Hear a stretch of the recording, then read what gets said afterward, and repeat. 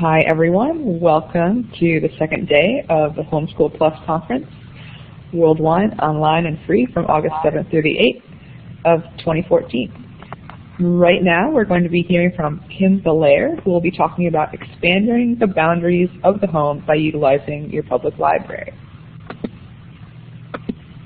I would like to thank our sponsors, Homeschool Life Magazine, Home Education Magazine, and G3, as well as Blackboard, for the continuing use of this platform to hold our conferences.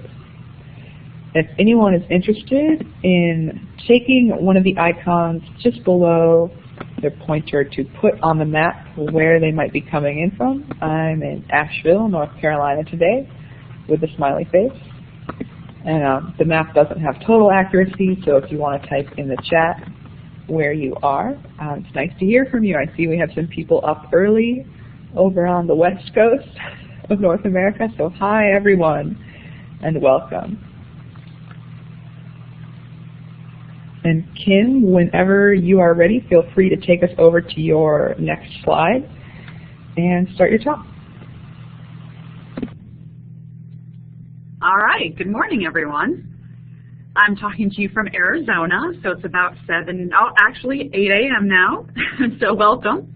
So today's topic is expanding the boundaries of the home by utilizing your public library.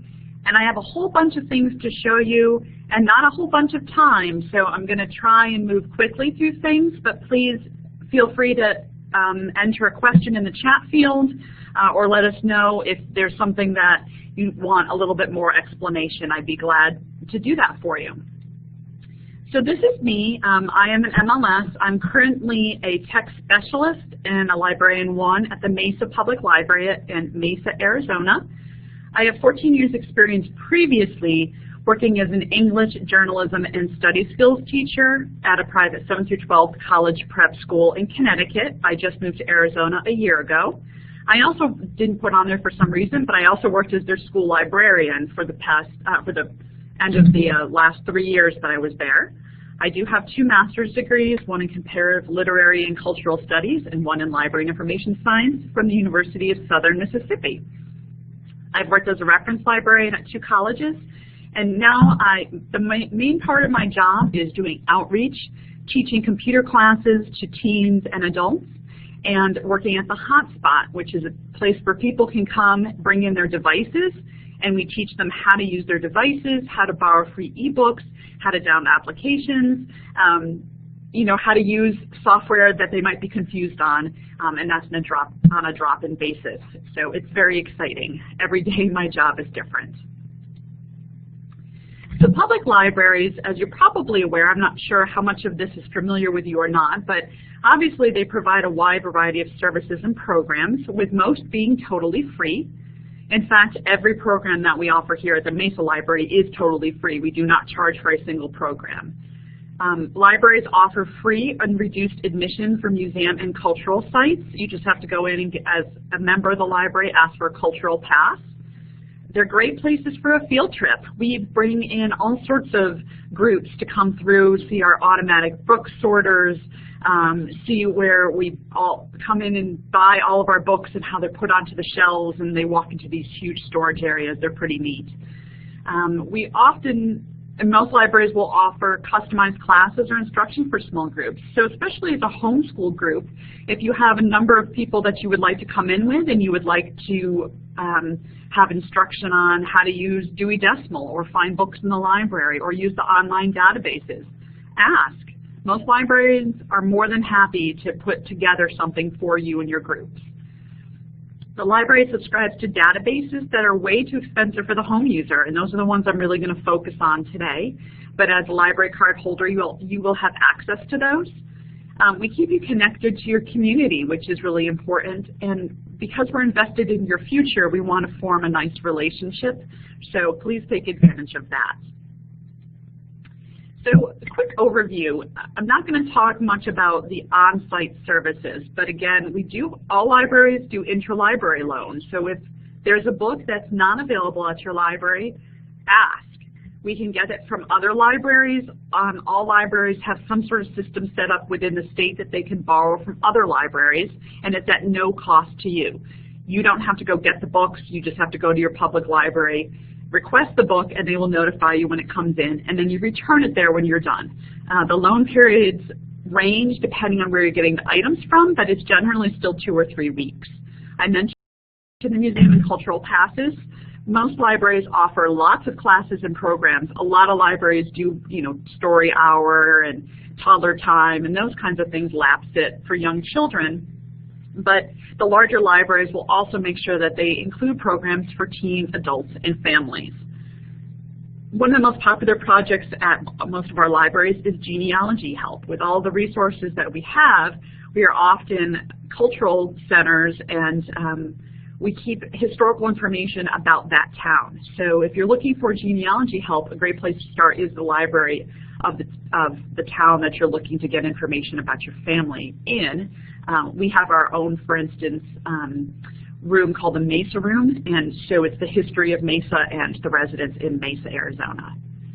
Most libraries offer job search and job preparedness assistance, and this includes things like helping teens get a job, or if for adults, if you're re-entering the workforce for the first time in a while, visit your library and see what they can do to help you as well. So the ones I'm going to be focusing on today are our virtual services, so free digital books, audiobooks, movies, and more, book recommendation databases and websites, which include some social networking sites, online research, language instruction, and free magazines and free music. So all of these, again, you're going to hear the word free, free, free, because that's what libraries are all about. So first of all, we have digital books and audiobooks. So most libraries offer at least one service. We offer 2 different services for audiobooks and 2 for ebooks. So we have a total of 3 services. One is through what's called Overdrive. And Overdrive offers books through Adobe Digital Editions or Overdrive Media Console in a PDF version or even a Kindle version, and they're all free. Access 360 is another place that you can get books. And the nice thing about Access 360 is it's a Baker and Taylor product. Baker and Taylor is the largest library book provider in the world, so they have a ton of resources. You'll see here the little icon that looks like that B in the lower right-hand corner. One of the pieces of software that they run their books on is called Belair. It's ADA compliant, full text, so it's in color. It can be read to you. So children's books are wonderful through Belair. They can actually turn the pages virtually like they would in a real book, which is really neat. And I don't know if you've ever tried to cook out of a cookbook that's in black and white, but those recipes look really nasty when they're in black and white. But Belair, which is through Access 360, allows you to see it in full color. So they're pretty neat products. Again, if you have a Nook, or if you have a Kindle, or if you have a tablet or an iPad, you can get books for free from your libraries. You just need to ask them how to set up these accounts, which is the hardest part. Interestingly enough, before I became a public librarian and I worked as a school librarian, I didn't know I could get free books from the library. So I just went in there and was like, hey, you guys should offer free books. And they looked at me like I was an alien and said, of course we offer free books. You just need the software. So make sure you do ask. Okay, as far as book resources, our library subscribes to 2 databases, and most libraries subscribe to at least one of these 2, Books and Authors and Novelist. And I'm going to try and share my screen here so that you can see what Novelist looks like.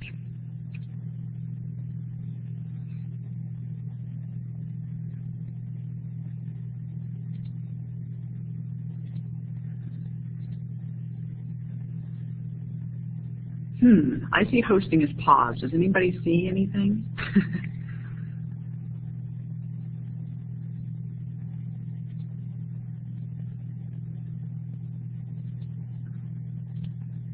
All right, I'm going to try something different here. Haha. Okay, can people see this desktop?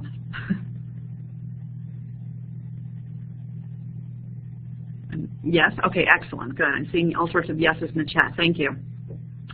Okay, so what you see here is Novelist, and this is one of the two databases that's available for free for our library card holders. And the really nice thing about this is that you can use it to search for specific books. You can see here on the left-hand side you have fiction and nonfiction. You also see that it's broken down by age group. If you're looking for a book, what do I read next? My child really likes this but doesn't know what to read. Now you can click here on the title and type in whatever it is that you're looking for. So if it's Hunger Games,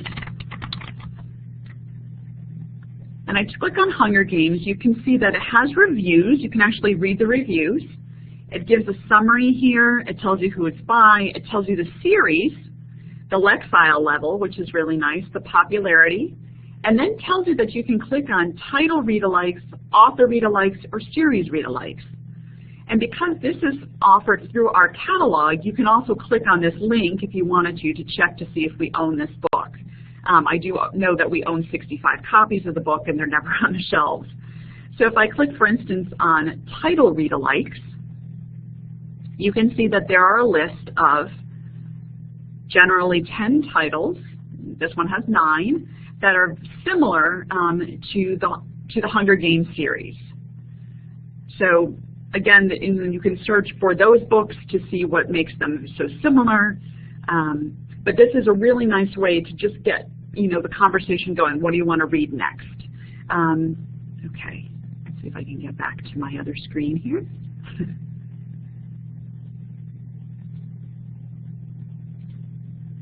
Okay, so I think we should be back on the Book Resources tab. So that's Novelist.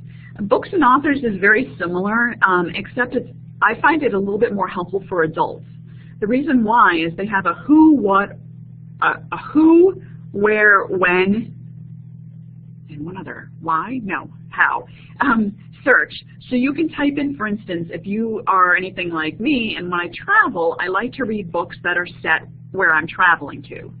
So if I'm lucky enough to go to France, I might type in France, and I could type in a time period. I could put 1920s France, and it will come up with any book that was based in the 1920s in France.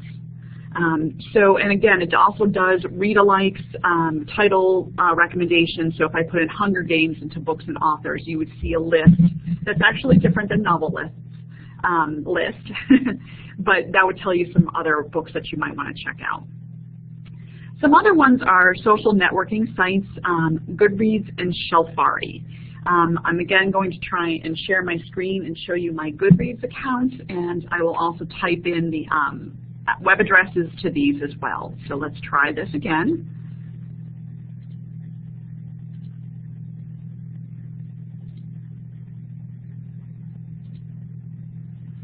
Okay, and can you all now see the, oh, I'm sorry, I see a question. Do we gain access to books and authors and novelists through our local library, or can we use it from the website? That's an excellent question. Those are subscription databases, so they would have to be from your local library, but as far as I know, every local library subscribes to at least one, because although we like to think that we're geniuses when it comes to Reader's Advisory, there are times that somebody would say, I would like a book recommendation for something that's similar to, and they tell us a title we've never even heard of. So that's why libraries generally subscribe to one of those two, so that we can give you some better suggestions. Good question. Okay, can you see now on my screen a list of some book titles? This is a Goodreads website. If you can see it, if you can let me know, you're welcome. Yes? Okay, great. Okay, so you can see that this is Goodreads. The address is just goodreads.com. You can create your own account if you would like, and that's what you're looking at here. This is my account, so I just started entering a whole bunch of books that I had read. And one of my specialties is young adult Reader's Advisory, since I taught in a 7th through 12th grade school for so many years, and I still have students I keep in touch with. and give them some recommendations. So this is my Goodreads website, or my account. And the nice thing is a number of the students that I've worked with are currently connected to my bookshelf. So even though we're 3,000 miles away, they can see what I'm reading. They can see how I've rated these books that are all in a genre and an appropriate level for their reading. So you can see that that's what this is. And I'm sorry, I'll try not to move it too much. I know it takes a long time to load up. The nice thing about Goodreads is that you don't need to join, however. You can search for title, author. You can even search for a type of reading material and see other people's reading lists. So if I wanted to go and join a group, if I wanted to, without having an account, you can do that. You can look through the recommendations of other people who have read books similar to yours. The other one that I had mentioned, and I'm going to go back to my previous screen here, is called Shelfari. And Shelfari is very similar. Again, it's shelfari.com. And again, but this one you do have to create an account, but you can have other people look at your shelf, make suggestions for you. You can join some book lists and see what people are discussing. The one advantage, I would say definitely, of Goodreads is that it's more popular than Shelfari. You can also connect with authors. So a lot of authors, especially new authors, will advertise their books through Goodreads. They'll often do book giveaways. I've had books show up in my mailbox because I put in that I was interested in reading their book, and they access my account and they either mail me the physical book or they link me to an advanced reader copy of the book. So Goodreads and Shelfari, again, great websites to use, and they're open to the public for social networking. The next one I'm just going to mention is also online, and the address is arbookfind.com. So AR Bookfind, as most of you know, a lot of schools, I know that your children are probably not in school, they're being schooled at home, so they don't have the regular school curriculum, but everything is based on an advanced reader type scoring system. It's still a great website if you're looking for content of a book, if you want to know what are the main subjects of this book. Because doing this from home, you have the disadvantage of not necessarily having the full knowledge that a librarian or a teacher might have to have previewed all of those books already. So if you go to AR Bookfind, it will tell you these are the subject matters. It will let you know, in some cases, if there is content that might be questionable. So it's a great place to go. It doesn't matter if your children are going to be tested on the book. It just makes you more knowledgeable about that resource. Hi, the next one is called Your Next. Yes? I was just going to chime in. I'm sorry, did you have a question? Yeah, there's a question in the chat saying, do we have access to books and authors or novelists through our local library, or can we access them from their websites? Yes, that's a good question, and the answer to that is they would have to access it through the local library. It's not something that they can get just on the web. Gotcha. Thank you. Thank you.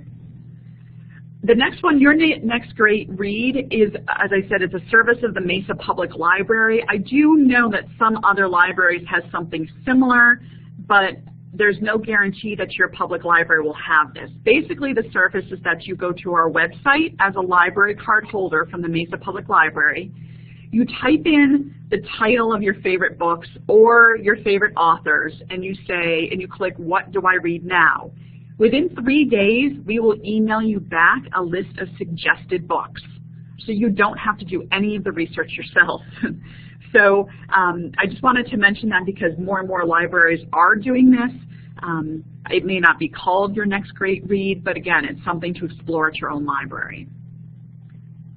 The last one is called Tumble Book Cloud, or Tumble Books. Tumble Book Cloud is for older readers, so middle school and high school readers, and Tumble Books is for young children. And again, I'm going to try and show this a little bit. I know your screen doesn't catch up quite as fast as it needs to, but let me go ahead and share and show you what Tumble Books looks like. And again, this is something that you would need to access through your library because this is a paid account type thing. Okay, so now I have the Tumble books up on the screen. Are people able to see this? Okay, do you just see one little book, one little blue book with hands and feet, or do you see a series of books? For those that can hear me and type.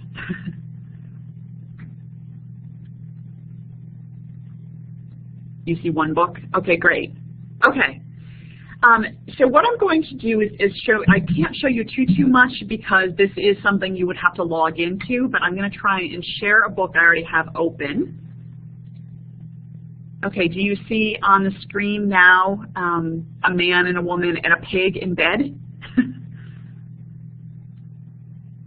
Okay, great. Yay! Okay, so this is going to load probably a little bit slowly on your screens, but I'm going to go ahead and just play a few seconds of it so you can see what it's like. Each night they sing mercy to sleep.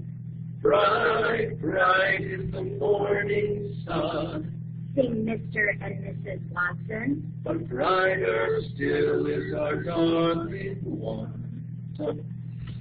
Okay, so I hope you were able to see that. So the nice thing about the Tumble books is that this isn't downloaded onto your computer. It's something that's just streamed online. It highlights either sentences or words as it reads, and there is some animation to it. You can see that it's read to the children. There are a whole bunch of different options that they have on their screen as well. So they can do manual versus auto if they want to. So if they wish to look at the page and turn it when they're ready, they can do that. They can turn the volume on and off if you would like them to read it to you. But this is a nice way for them to have access to books. So if they say, can I have another book before bed, kind of thing, and you're getting tired, this is a nice way to be able to let them see a book and use a book without you necessarily having to be there the whole time. Okay, so let me go back to where I am. Great. Okay, so any questions on any of that before I move on?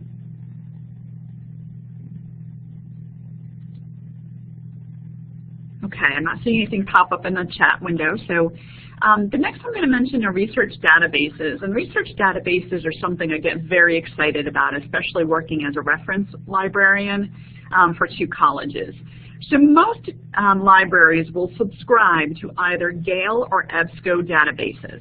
And there are a whole slew of databases that come associated with either of these. In Connecticut, we actually had something called ICON, which was free access to all of the Gale databases with a public library card through something called ICON. It was sponsored by the state. I know that Mississippi, for instance, has something very similar. I'm not sure what theirs is called, but again, it's accessible to anybody in the state with a library card. Here in Arizona, every library county has their own set of databases. Some have EBSCO and some have Gale. The pros and cons are this. EBSCO databases are most commonly used in colleges because they tend to have more peer-reviewed articles and scholarly articles. The Gale databases tend to be a little bit more geared toward students in primary and secondary school rather than those going on that are in college looking for that scholarly research. Not that Gale doesn't have that, they just don't have the full extent that EBSCO has. So just something to consider. Obviously you don't have much say over which your library has, but I'm going to highlight the Gale databases next because that's what our library is currently subscribing to. We were subscribing to EBSCO, and I'm so thrilled that they changed over to Gale because we do have so many young users here. So this is a sample of our information online database list. This is not a complete list. I actually had to cut it off so it could fit on the screen. Most of these databases that you see here are ones we pay for, that we pay subscriptions to. Not all of them, but a number of them. So the ones that I'm going to highlight for you today are going to be the language databases down here under languages. And then I'm going to talk about the in-context databases. You can see under history and biography, we have biography in context, U.S. history in context, world history in context. We have student resources in context under homework help. We have science in context under science and technology. In context means that it has current articles, information coming from news resources. It's information that puts it in the context of today's society. So you have videos from today, you have opinions from today, you have research from today, all combined with information that we've known from the past. The other one that, two that I'm actually going to talk about quickly would be National Geographic Kids and Opposing Viewpoints. Okay. So again, these are the ones that I'm going to be highlighting. These are subscription databases. You're welcome for this. The question is, I wondered why they're called in context. So now you know. So, so we're going to take a look at those. Again, these are very dynamic databases. So meaning that they're always changing on the screen. There's slides. That doesn't load very well here. I tested with Rochelle earlier. So I'm going to try and go nice and easy so that you don't get motion sickness as I go through some of these. So again, I'm going to share my desktop.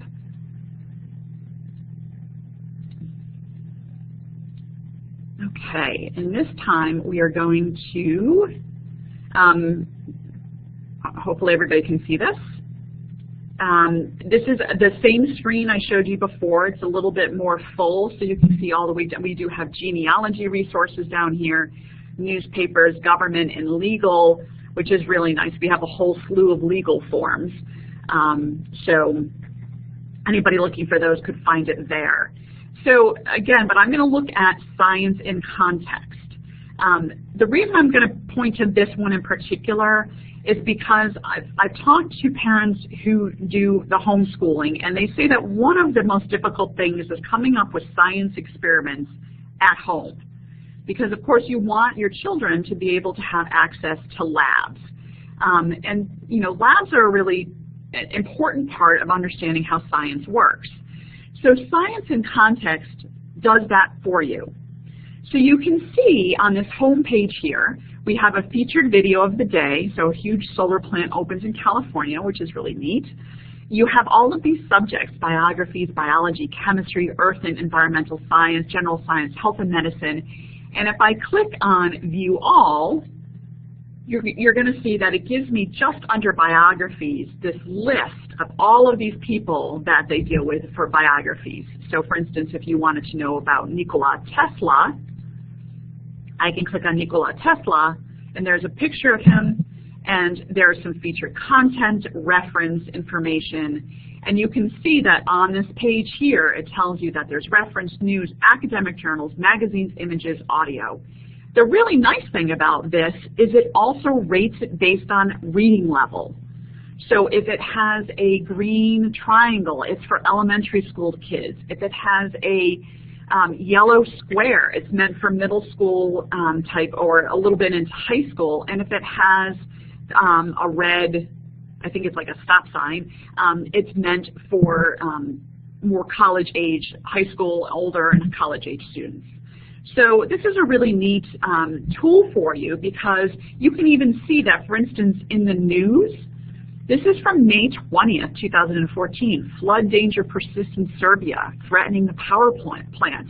And of course, because Tesla's inventions had led to the modern power plant, that's why this was related.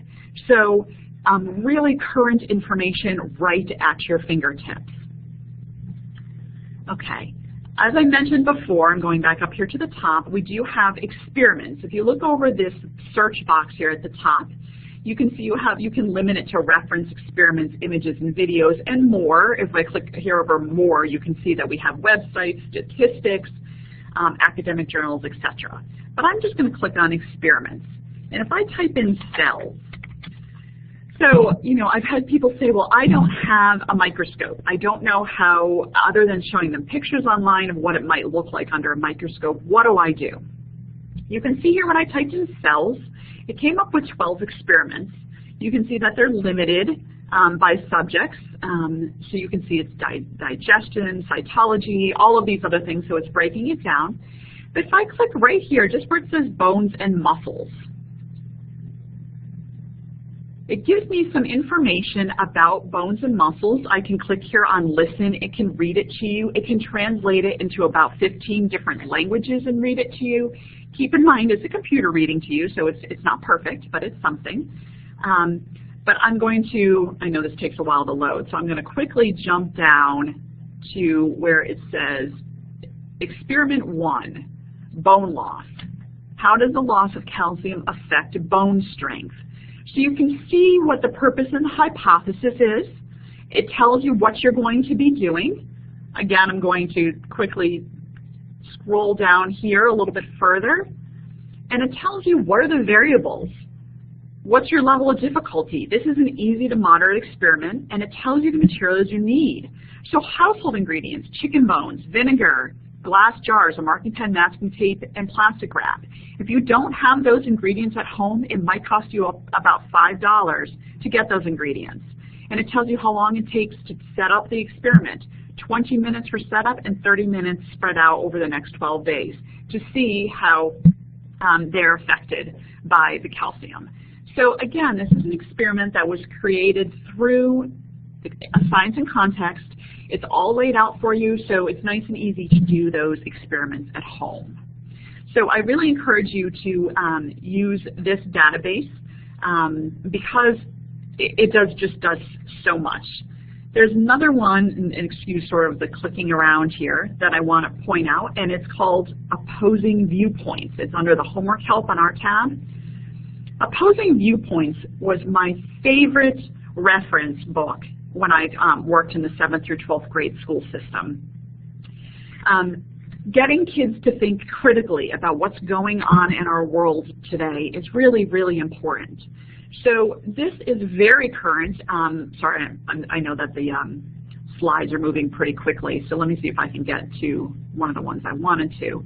So we have Mexican immigrants at the border. We have LGBTQ for lesbian, gay, bisexual things going on in the community. We have Chinese tourists and the ex-Russian cruiser in their bay.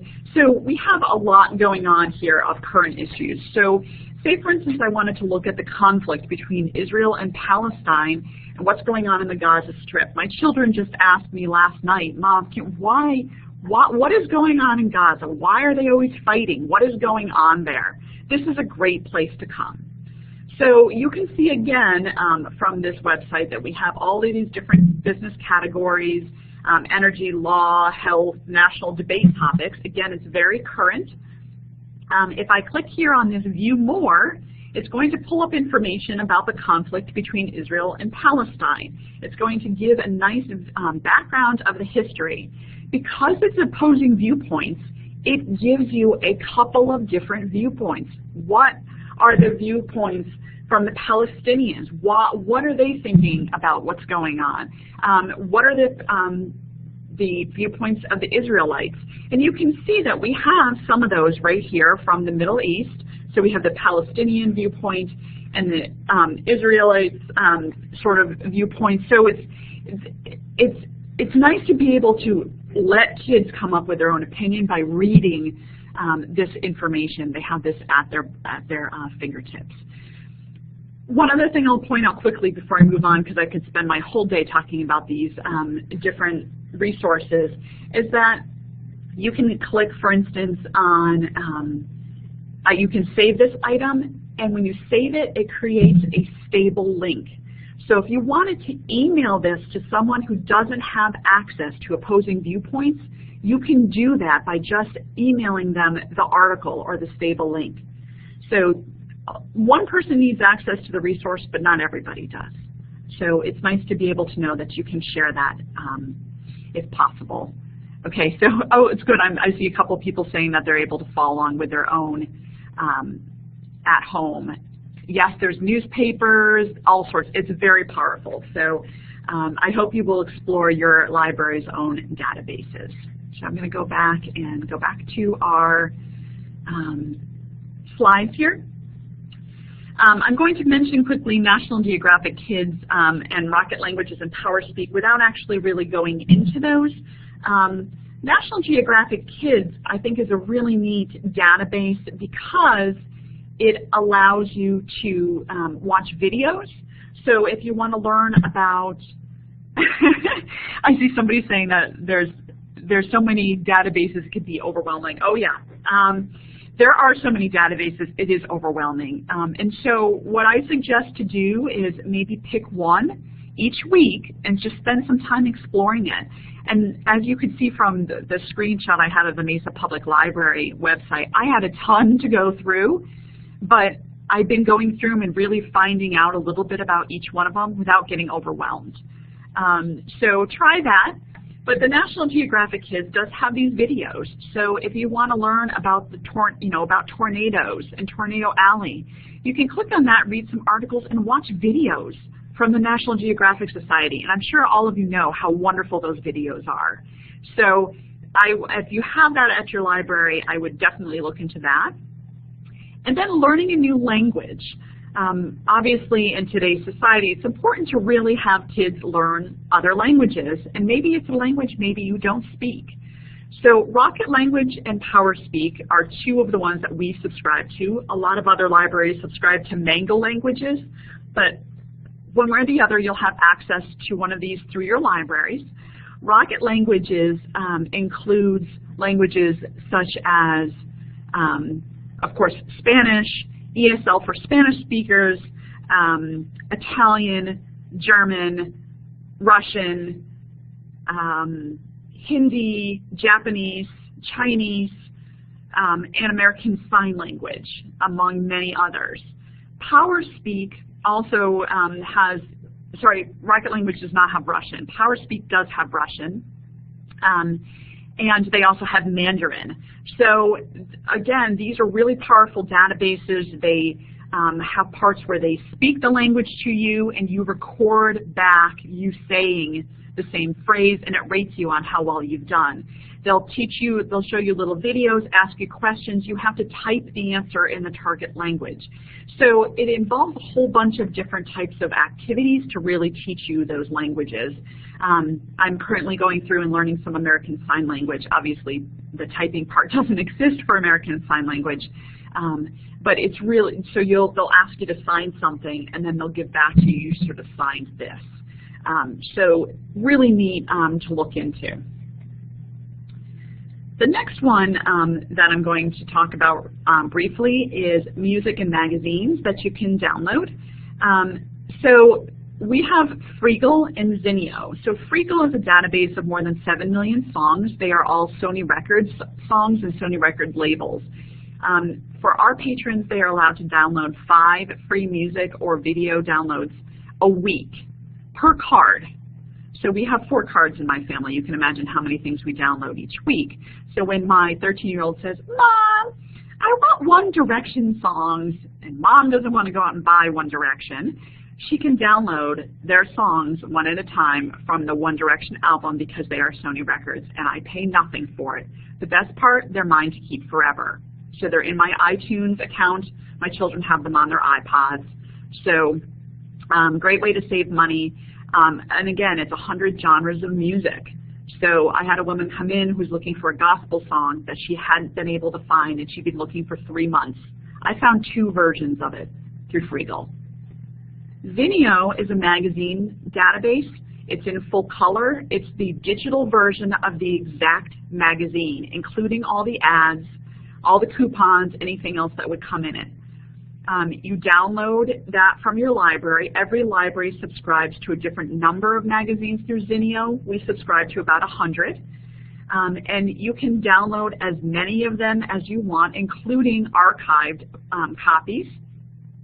They're yours to keep forever, and if you get the Zinio app, you can actually cut articles out and keep them in an electronic file, which made my husband very happy because I used to rip pages out of magazines and leave them all over the place, but now I have them digitally. so it doesn't take up much room. Okay, so some quick parting thoughts. Ask your librarians for help when you're doing work. Stop in and see what's new at your library. We've had people come in and say, wait a minute, you do computer classes for teenagers? And we do.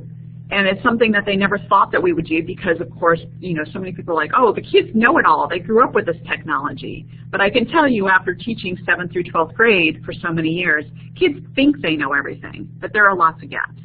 So that's where we come in. And we do try and make ours very technology-based. So a class I'm teaching in a few weeks is called Lights and Logos.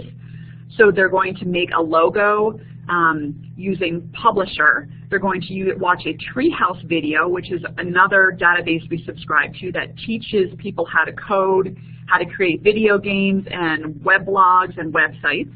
And there's a whole section about how to start your own business, including how to make a good logo. So they'll watch that video, learn how to make the logo in Publisher, print their logo, and then make a paper circuit pin using that logo. Again, stop in your library, see what's available for your children and for yourselves. Make suggestions to the library director if the library doesn't have what you need. The libraries are the center of your communities, and that we're supposed to support the needs of those in the community. But if you don't speak up, we're not going to know what your needs are. So please talk to us. Let us know what is it that you're looking for. And if necessary, get a card from a different library. I know that sounds horrible, but especially in small towns and things.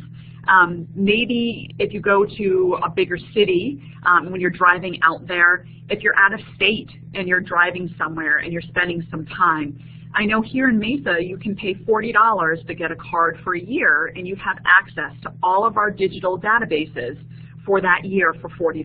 And for $40 you're getting access, as you can see, to a lot of databases.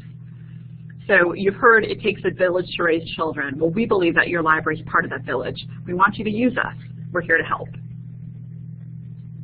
So thank you so much for listening. Are there any questions that I can help you with? You can let me. You can either speak or send something in the chat window, or feel free to email me if there's anything I went through too quickly, and I would be more than happy to try and help you.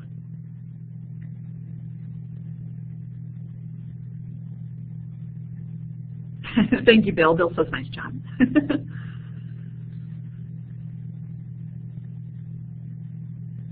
Thank you very much, everyone, for attending. So if there are no questions, feel free to get ready for your next presentation. Thank you so much for listening to me ramble on. And I hope you use your library. Have a great day. Yes, thank you, Kim.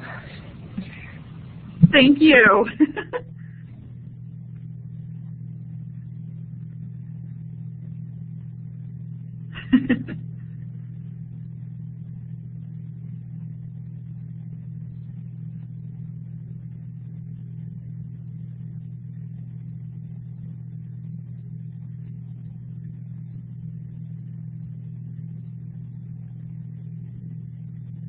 Rochelle, should I stop the presentation recording? Yeah, go ahead, stop the recording. It'll really